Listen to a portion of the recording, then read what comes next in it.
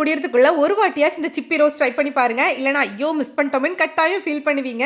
இந்த சிப்பி ரோஸ்ட்டை இந்த மாதிரி ஈவினிங் டைமில் கூல் ட்ரிங்க்ஸ் இல்லைனா கட்டன் சாயாவோட சாப்பிட்டாலும் சரி சூப்பராக இருக்கும்.